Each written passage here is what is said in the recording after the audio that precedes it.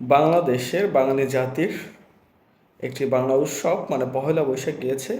সেখানে বিগত ১৬ বছর প্রায় ১৫.৫ বছর, ১৬ বছর বললে ভুল হবে, ফ্যাসিস্ট হাসিনা বিভিন্নভাবে মানুষের মুখমণ্ডল বা মুখকে বিভিন্ন আকৃতিতে তিনি রূপান্তর করে যে আহ, মানে মঙ্গল শোভাযাত্রা, যেটা খুবই জঘন্য, সেখান থেকে যে শোভাযাত্রার নাম সংস্কার করে এখন হয়েছে আনন্দ যাত্রা বা আনন্দ শোভাযাত্রা, সেটা উৎসব মুখর একটা বিষয়। সো যাই হোক, আমরা কথা বলবো যে ফ্যাসিস্ট হাসিনার যে ফ্যাসিস্ট যে আকৃতি বা মুখমণ্ডল, সেটা যেভাবে তৈরি করা হয়েছে সেটা দেখে তার অনুসারীরা, বিশেষ করে মেহের আফরোজ শাওন, তার দম বন্ধ হয়ে গিয়েছে।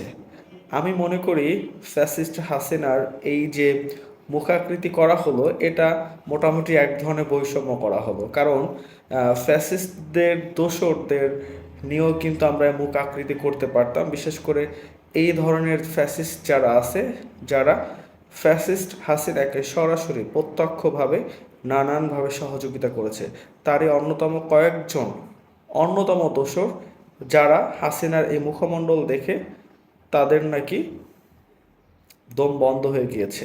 সো আমি মনে করি এই সরকার খুব একটা ভুল কাজ করেছে, একটা বৈষম্য করেছে হাসিনার সাথে। মেহের আফরোজ শাওনের আগামী বছর পহেলা উৎসবে বা পহেলা বৈশাখে সেম একটি আকৃতি করার জন্য আমি বিনীতভাবে অনুরোধ জানাচ্ছি। ধন্যবাদ সবাইকে।